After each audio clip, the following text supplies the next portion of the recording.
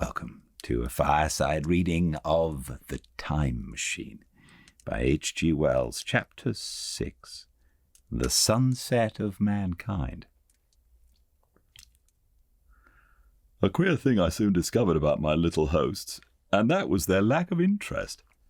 They would come to me with eager cries of astonishment, like children, but like children, they would soon stop examining me and wander away after some other toy.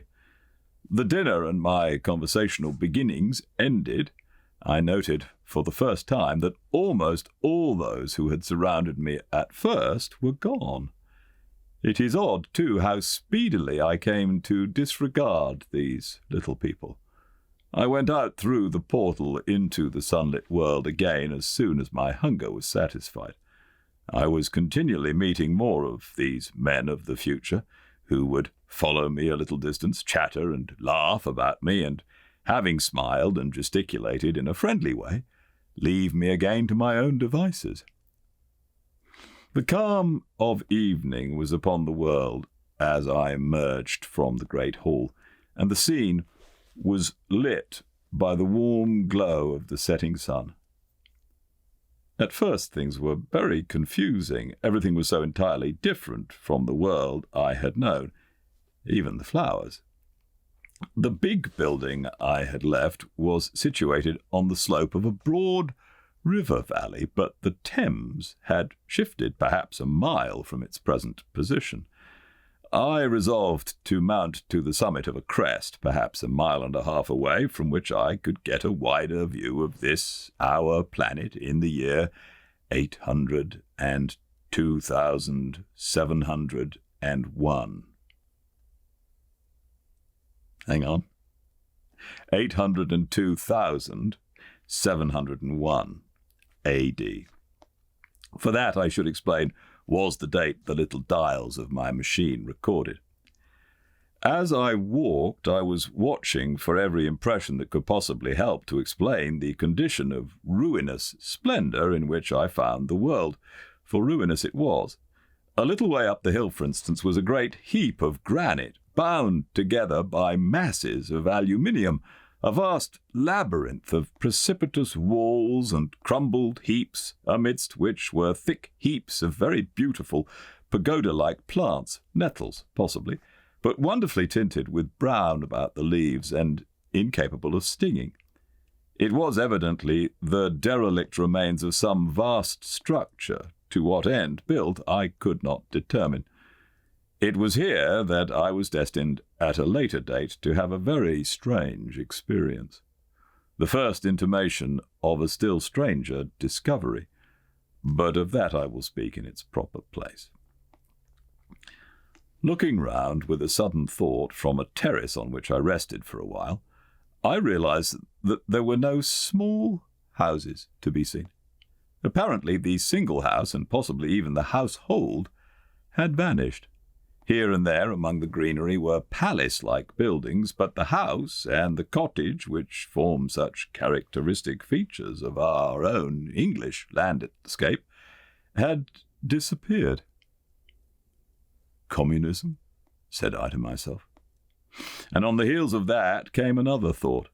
I looked at the half-dozen little figures that were following me. Then, in a flash, I perceived that all had the same form of costume, the same soft, hairless visage, and the same girlish rotundity of limb. It may seem strange, perhaps, that I had not noticed this before, but everything was so strange. Now I saw the fact plainly enough. In costume, and in all the differences of texture and bearing that now mark off the sexes from each other, these people of the future were alike, and the children seemed to my eyes to be but the miniatures of their parents. I judged then that the children of that time were extremely precocious, physically at least, and I found afterwards abundant verification of my opinion. Seeing the ease and security in which these people were living, I felt that the close resemblance of the sexes was after all what one would expect, for the strength of a man and the softness of a woman the institution of the family and the differentiation of occupations are mere militant necessities of an age of physical force. Where population is balanced and abundant, much childbearing becomes an evil rather than a blessing to the state. Where violence comes but rarely and offspring are secure, there is less necessity. Indeed, there is no necessity for an efficient family, and the specialization of the sexes with reference to their children's needs disappears. We see some beginnings of this even in our own time, and in this future age it was complete. This, I must remind you, was my speculation at the time. Later I was to appreciate how far it fell short of the reality. While I was musing upon these things, my attention was attracted by a pretty little structure, like a well under a cupola. I thought in a transitory way of the oddness of wells still existing, and then resumed the thread of my speculations. There were no large buildings towards the top of the hill, and as my walking powers were evidently miraculous, I was presently left alone for the first time. With a strange sense of freedom and adventure, I pushed on up to the crest. There I found a seat of some yellow metal that I did not recognize, corroded in places, with a kind of pinkish rust, and half smothered in soft moss, the armrests cast and filled into the resemblance of griffins' heads. I sat down on it, and I surveyed the broad view of our old world under the sunset of that long day. It was as sweet and fair a view as I have ever seen. The sun had already gone below the horizon, and the west was flaming gold, touched with some horizontal bars of purple and crimson. Below was the valley of the Thames, in which the river lay like a band of burnished steel. I have already spoken of the great palaces dotted about among the variegated greenery, some in ruins and some still occupied. Here and there rose a white or silvery figure in the waste garden of the earth. Here and there came the sharp, vertical line of some cupola or obelisk. There were no hedges, no signs of proprietary rights, no evidence of agriculture. The whole earth had become a garden. So, watching, I began to put my interpretation upon the things I had seen. And as it shaped itself to me that evening, my interpretation was something in this way. Afterwards I found I had got only a half-truth, or only a glimpse of one facet of the truth. It seemed to me that I had happened upon humanity upon the wane. The ruddy sunset set me thinking of the sunset of mankind. For the first time I began to realize an odd consequence of the social effort in which we are at present engaged. And yet, come to think, it is a logical consequence enough. Strength is the outcome of need. Security sets a premium on feebleness. The work of ameliorating the conditions of life, the true civilizing process that makes life more and more secure, had gone steadily on to a climax. One triumph of a united humanity over nature had followed another. Things that are now mere dreams and become projects deliberately put in hand and carried forward. And the harvest was what I saw. After all, the sanitation and the agriculture of today are still in the rudimentary stage. The science of our time has attacked but a little department of the field of human disease. But even so, it spreads its operations very steadily and persistently. Our agriculture and horticulture destroy a weed just here and there, and cultivate perhaps a score or so of wholesome plants, leaving the greater number to fight out of balance as they can. We improve our favourite plants and animals, and how few they are, gradually by selective breeding.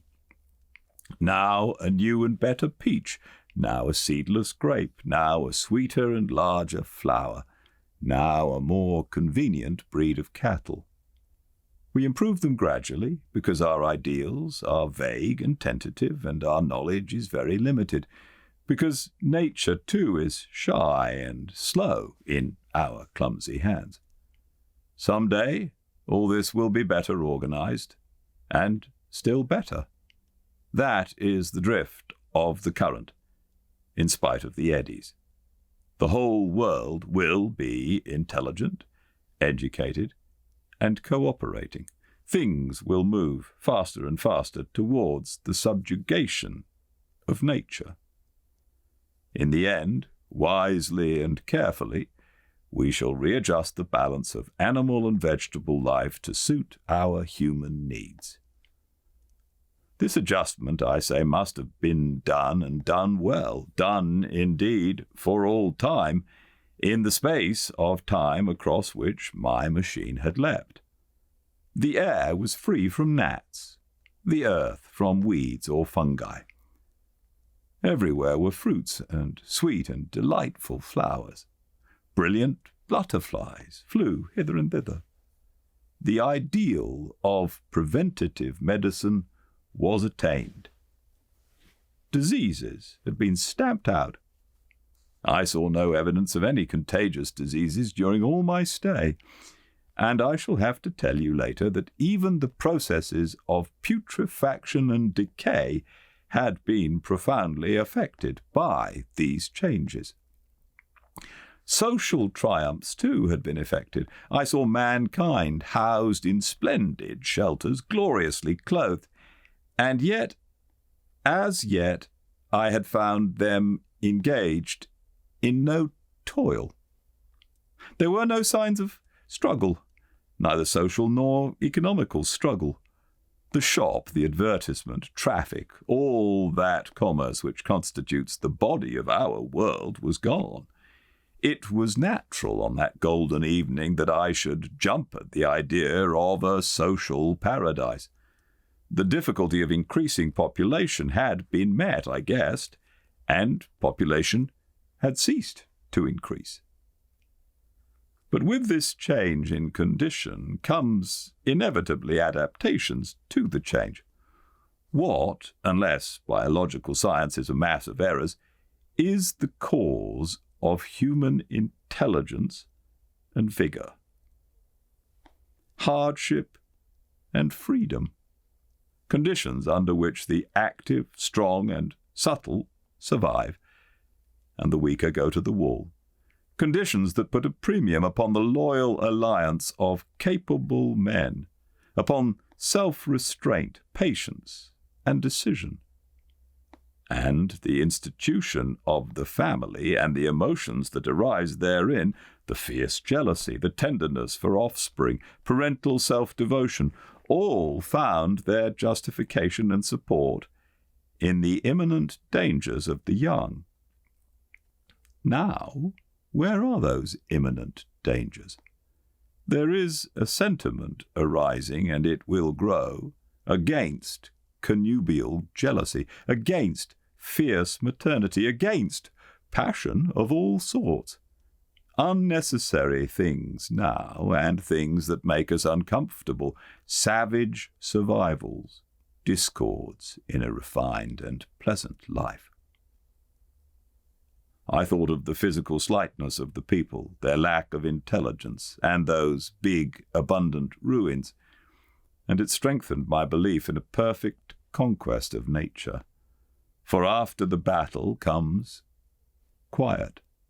Humanity had been strong, energetic, and intelligent, and had used all its abundant vitality to alter the conditions under which it lived.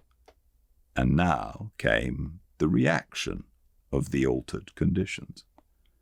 Under the new conditions of perfect comfort and security, that restless energy, that with us in strength, would become weakness. Even in our own time, certain tendencies and desires, once necessary to survival, are a constant source of failure. Physical courage and the love of battle, for instance, are no great help, may even be hindrances to a civilized man. And in a state of physical balance and security, power, intellectual as well as physical, would be out of place. For countless years I judged there had been no danger of war or solitary violence, no danger from wild beasts, no wasting disease to require strength of constitution, no need of toil. For such a life, what we should call the weak are as well equipped as the strong, are indeed no longer weak. Better equipped indeed they are, for the strong would be fretted by an energy for which there was no outlet. No doubt the exquisite beauty of the buildings I saw was the outcome of the last surgings of the now purposeless energy of mankind, before it settled down into perfect harmony with the conditions under which it lived, the flourish of that triumph which began the last great peace. This has ever been the fate of energy in security. It takes to art and to eroticism, and then come languor and decay. Even this artistic impetus would at last die away, had almost died in the time I saw, to adorn themselves with flowers, to dance, to sing in the sunlight. So much was left of the artistic spirit, and no more. Even that would fade in the end into a contented inactivity. We are kept keen on the grindstone of pain and necessity, and it seemed to me that here was that hateful grindstone broken at last. As I stood there in the gathering dark, I thought that in this simple explanation I had mastered the problem of the world, mastered the whole secret of these delicious people. Possibly the checks they had devised for the increase of population had succeeded too well, and their numbers had rather diminished than kept stationary. That would account for the abandoned ruins. Very simple was my explanation, and plausible enough, as most wrong theories are.